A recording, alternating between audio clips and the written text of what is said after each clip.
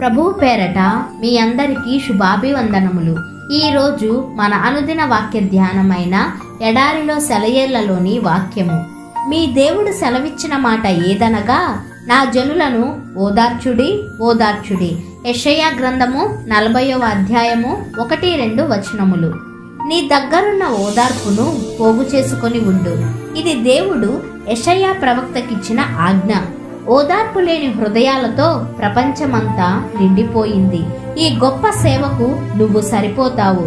అయితే నీకు ముందు కొంత శిక్షణ అవసరం. అది సామాన్యమైన శిక్షణ కాదు.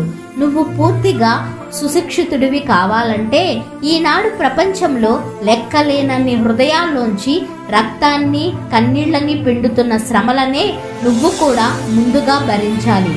దైవ సంబంధమైన ఓదార్పును ముందుగా నువ్వు నీ హృదయంలోనే అనుభవపూర్వకంగా నేర్చుకోవాలి. నీవు గాయపడాలి. నీ పరమ వైద్యుడు నీ గాయాలకు కట్లు కడుతుంటే దాన్ని చూసి నువ్వు కూడా ఇతరుల గాయాలకి చికిత్స చేయడం నేర్చుకోవాలి. నీకు ఒక ప్రత్యేకమైన దుర్గతి ఎందుకు పట్టిందోనని ఆశ్చర్యపోకు.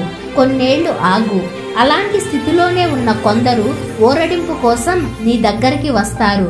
అప్పుడు నువ్వు వాళ్ళకి చెబుతావు, నాకు ఇలాంటి పరిస్థితే వచ్చింది, ఓదార్పు కూడా దొరికింది అని.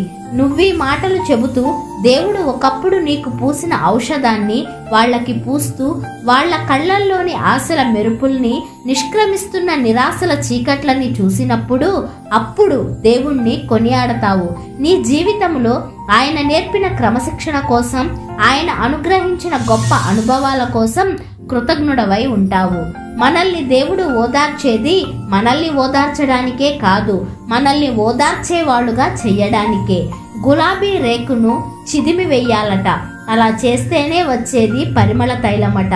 కోయిలను పట్టి పంజరంలో పెట్టాలట.